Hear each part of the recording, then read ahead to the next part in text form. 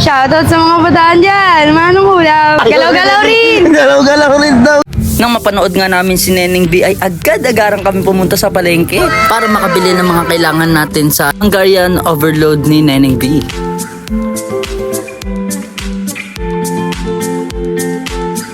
At ito na nga, nakabili na nga tayo ng ating kailangan.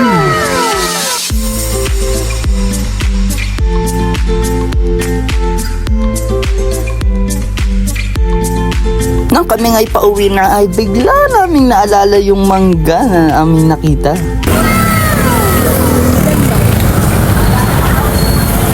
Saktong ano mo lang, 10 half.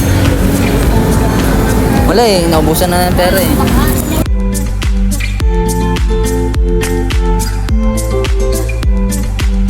At ito nga, inabot na nga kami ng gabi dahil paulit-ulit kami punta sa mga bilihan na wala naman kami mabibili.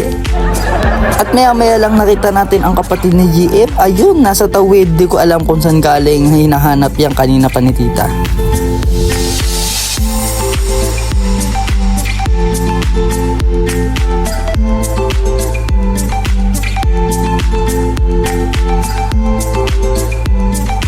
At ito na nga, pauwi na nga kami sa aming bahay.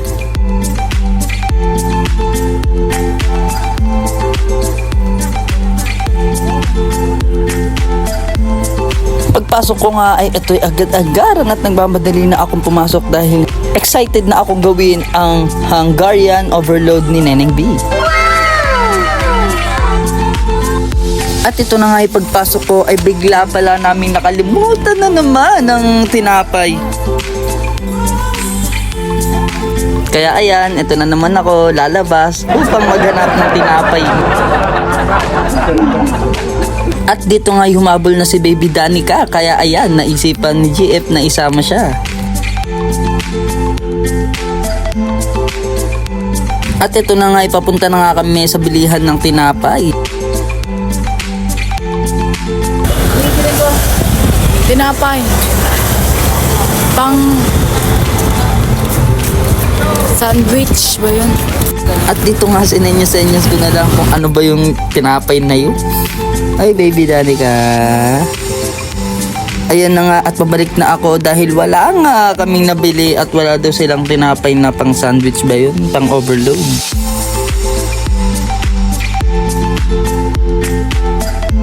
At nang maghanap-hanap nga kami ng tinapay ay meron kaming naabutan dito na ewan kung banggaan ba yan. Ayan si nanay, keep safe po. Ayan. At dito nga masaya na si GF dahil may nakita na nga kaming tinapay. At syempre ako din, ayan na nga, at ating hiwa-hiwain ng hiwa-hiwain. At tayo naman tumungo kay GF at ayan, nagbabalot na siya ng mga tinapay at ang batawag dyan, ang lettuce. Ayan. At dito nga nilalagay niya na ang Hungarian upang malagyan na ng mga cheese, ketchup at iba pang mga sangkap.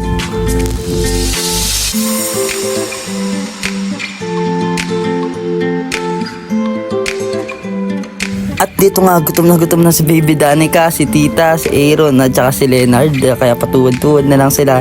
Ayan na nga, at nilalagyan na ng cheese ni GF. Let's go!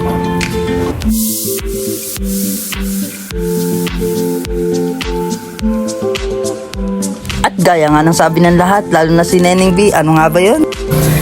Shoutout sa mga kabataan dyan. Manong ulam.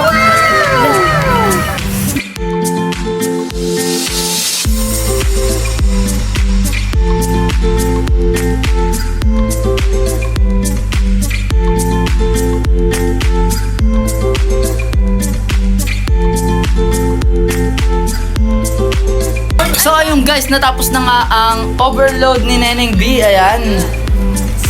Syempre, hindi pa natatapos dyan ang lahat. Kailangan nating tikman. So, una muna. Sino una? Ikaw. Unaan ko. So ayan, tapos na nga ang ating overload ni Neneng B. So ayan, kailangan na natin tikman. Tingin pa lang, di ba? Hindi naman gaya. Oo, hindi gaya. Pero kailangan nating tikman, di ba? Tingnan natin yung recipe ni Neneng B. Paano ba to? Laki kasi.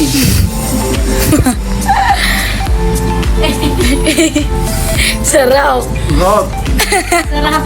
Kuntiin. hindi na ako makapagpita.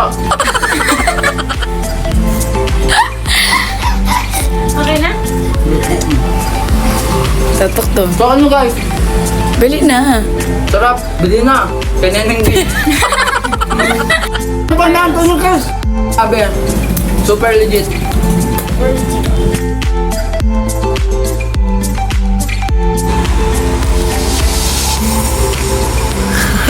So, kain na kain.